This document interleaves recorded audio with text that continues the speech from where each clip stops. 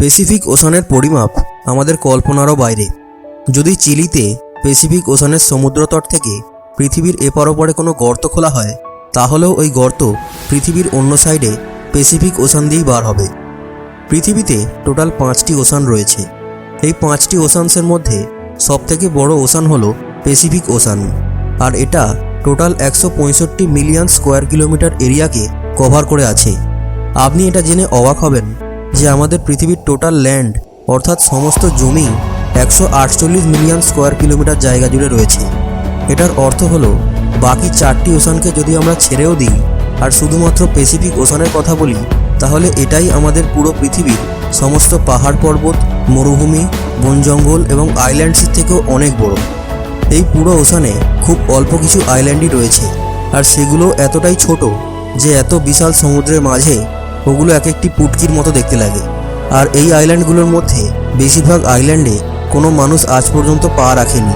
অর্থাৎ যদি কোনো ব্যক্তি এই প্যাসিফিক ওশানে হারিয়ে যায়, তাহলে তাকে খুঁজে পাওয়ার চান্স প্রায় নেই বললেই চলে। কিন্তু আজকের এই ভিডিওতে আপনি একজন এমন ব্যক্তির রিয়েল স্টোরি সম্পর্কে জানতে চলেছেন, যিনি এই প্যাসিফিক ওশানে হারিয়ে গিয়েছিলেন, আর সেটাও 10 বা 15 দিনের জন্য নয়, বরং পুরো 438 দিনের জন্য। হ্যাঁ, এই ব্যক্তি অ্যাক্সিডেন্টালি একটা এমন ওয়ার্ল্ড রেকর্ড বানিয়েছিলেন যেটাকে হয়তো কেউই ভাঙতে চাইবেন না। সমুদ্রে একলা সবথেকে বেশি সময় কাটানোর এই ওয়ার্ল্ড রেকর্ড জোস সালভাডোর আলভারেঙ্গা নামক এই ব্যক্তি বানিয়েছিলেন, যিনি সমুদ্রে পুরো 438 দিন কাটিয়েছিলেন, আর সেটাও শুধুমাত্র 7 ফুটের একটা ছোট্ট বোটের মধ্যে। কিন্তু প্রশ্নটা হলো যে 14 মাস পর্যন্ত এই ভয়ানক সমুদ্রে ইনি একা কিভাবে জীবিত ছিলেন। কিন্তু এটার আগে আমরা এটা জানব যে ইনি সমুদ্রে কেন গিয়েছিলেন।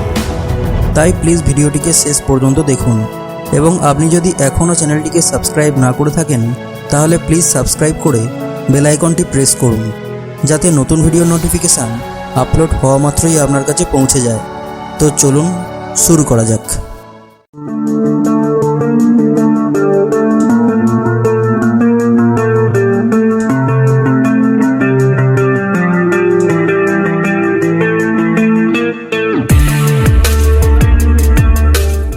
এই ঘটনাটি ঘটেছিল 2012-তে, যখন মেক্সিকোর একটা ছোট্ট গ্রাম কস্টা আজুলে জোস আলভারেঙ্গা নামক এই ব্যক্তি বসবাস করতেন। জোস ওই সময় 36 বছরের ছিলেন, আর ইনি একজন দক্ষ মৎস্য শিকারী ছিলেন।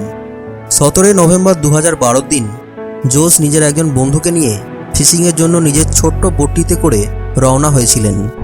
এনার প্ল্যান ছিল যে ওনারা সমুদ্রে শুধুমাত্র 30 ঘন্টা থাকবেন। এটার জন্য এনার ছোট্ট বোটটিতে বেশি জিনিসপত্র ছিল না। এই 7 ফুটের বোটটিতে শুধুমাত্র একটি ইঞ্জিন আর একটা রেফ্রিজারেটর ছিল, যেটাতে উনি মাছ স্টোর করতেন। নিজের সাথে শুধুমাত্র একদিনের খাবার নিয়ে যাওয়া জোস তো এটা জানতেনই না যে ওনার জীবনের এই 438 দিন সবথেকে ভয়ানক দিন হতে চলেছে।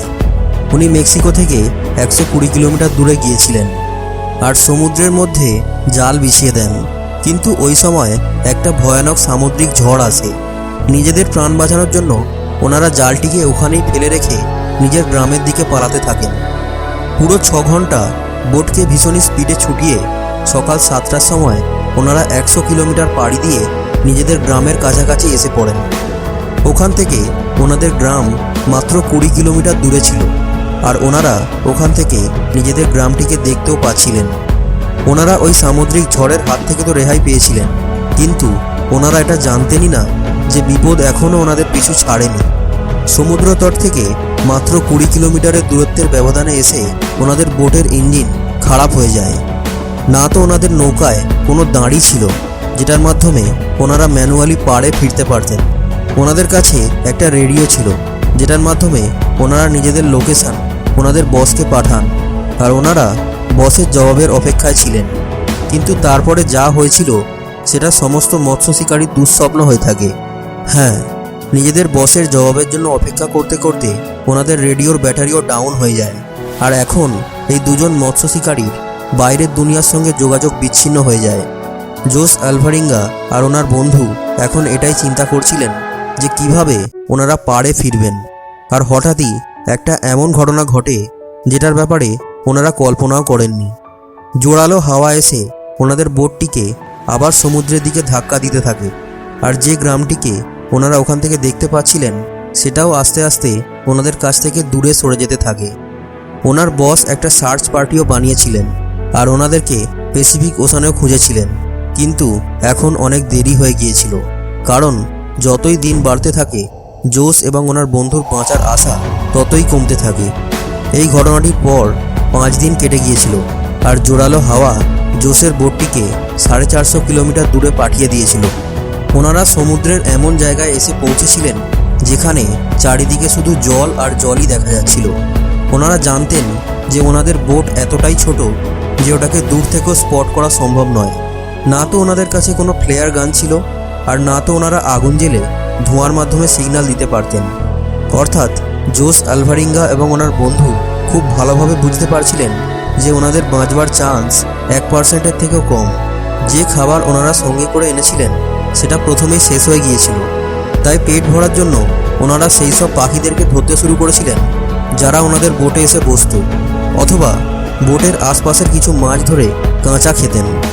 সমুদ্রের লবণাক্ত জল পান করলে মানুষের মৃত্যু হতে পারে, তাই ওনারা বৃষ্টির জল সমুদ্রে ভেসে থাকা প্লাস্টিক বোতলে জমা করে পান করা শুরু করেন। কিন্তু যখন বৃষ্টি হতো না তখন ওনারা নিজেদের তেষ্টা মেটাবার জন্য মাছ এবং কচ্ছপের রক্ত পান করতেন, আর সেটাও তখন যখন ওনারা ওদেরকে ধরতে পারতেন। দিন বইতে থাকে। এই দুজনের সাথে যে মেন্টাল টর্চার চলছিল সেটা কল্পনা করাও আমাদের জন্য মুশকিল। শেষমেশ জোস আলভারিঙ্গার বন্ধু এই মেন্টাল টর্চার সহ্য করতে পারেননি আর 4 মাস পর উনি সুইসাইড করেন। এবার এই ছোট্ট বোটটিতে কথা বলার জন্য জোসের কাছে কেউ ছিল না, আর উনি এই মাঝ সমুদ্রে একলা জীবন কাটাতে থাকেন। ম্যাপে দেখলে একটা আন্দাজ অনুযায়ী এখন জোস প্যাসিফিক ওশানের এই অংশটিতে ছিলেন, আর এটা পৃথিবীর সবথেকে নিস্তব্ধ জায়গা বলে মানা হয়। আর এখান থেকে কার্গো শিপসও খুবই কম যাতায়াত করে। মেক্সিকোকে ছেড়ে 6 মাস কেটে গিয়েছিল, আর এখন জোস নিজের বন্ধুকেও হারিয়ে ফেলেছিলেন। তাই উনি ভীষণই ফ্রাস্ট্রেটেড হয়ে পড়েন। একদিন জোস দূর সমুদ্রে একটা কার্গো শিপস দেখতে পান। 6 মাসের মধ্যে উনি প্রথম কোনো শিপ দেখতে পেয়েছিলেন, আর শিপটা দেখতেই ওনার বাঁচবার আশা আবার জেগে ওঠে। জোস কার্গো শিপসের দিকে বিভিন্ন রকমভাবে ইশারা করেছিলেন, কিন্তু দুর্ভাগ্যবশত শিপের মধ্যে থাকা কেউই এই ছোট্ট বোটটিকে দেখতে পাননি। আবারও উনি আশাহত হন। ভাবুন যে সমুদ্রের মাঝে একটা দিন মৃত্যুর সঙ্গে লড়াই করার পর যখন শেষমেশ প্রাণ বাঁচাবার সুযোগ আসে আর সেটাও ইগনোর করে চলে যায়, তখন কেমন লাগে। 11 মাসের পর জোস এই ছোট্ট বোটটিতে করে 8000 কিলোমিটার ট্রাভেল করে ফেলেছিলেন। ওনার জামা কাপড়ও ছিঁড়ে গিয়েছিল, আর ওনার কাছে নিজেকে সানলাইট থেকে বাঁচাবার জন্য শুধুমাত্র একটা অন্তর্বাস অবশিষ্ট ছিল। শেষমেশ সেই দিনটা এসেই যায় যেদিন ভাগ্য জোসের জন্য কৃপাশীল হয়েছিল। 30 জানুয়ারি 2014 দিন, অর্থাৎ পুরো 14 মাস পরে জোস আশেপাশে নারকেল ভাসতে দেখেন। উনি বুঝতে পেরেছিলেন যে কোনো আইল্যান্ড কাছাকাছি রয়েছে যেখান থেকে নারকেল গাছ থেকে খসে গিয়ে জলেতে ভাসছে। কিছুক্ষণ পর উনি সত্যিই একটি আইল্যান্ড দেখতে পান। ওনার মনে হয়েছিল যদি এই আইল্যান্ডটাও উনি মিস করে ফেলেন, তাই উনি জলেতে ঝাঁপ দিয়ে সাঁতার কেটে ওই আইল্যান্ডটিতে পৌঁছান। 14 মাস পর জোস প্রথমবার কোনো জমিতে পা রেখেছিলেন, আর উনি যখন আইল্যান্ডে পৌঁছান তখন একটা ছোট্ট বিচ হাউস দেখতে পান যেখানে ওখানকার লোকাল লোকেরা মজুদ ছিলেন। 438 দিন পর জোস প্রথমবার কোনো মানুষকে দেখেছিলেন। এই আইল্যান্ডটি মার্শাল আইল্যান্ডের একটা রিমোট আইল্যান্ড ছিল যেটাকে ইবন অ্যাটল বলা হয়, আর এই আইল্যান্ড জোসের স্টার্টিং পয়েন্ট থেকে 11,000 কিলোমিটার দূরে অবস্থিত। ওখান থেকে জোসকে বাড়িতে ফেরানো হয়, যেখানে পৌঁছাতেই আরও একটা বিপদ ওনাকে ঘিরে ফেলে। হ্যাঁ, ফিরে আসার পরে জোস 438 ডেজ নামে একটা বই পাবলিশ করেছিলেন, কিন্তু জোসের উপরে নিজের বন্ধুকে হত্যা করার অভিযোগ এনে ওনার নামে কেস করা হয়। সেই বন্ধু যার কথা জোস বলেছিলেন যে উনি সুইসাইড করেছেন।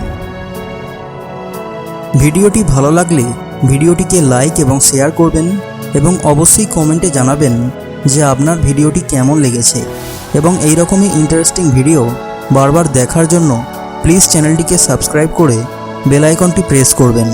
Thanks for watching.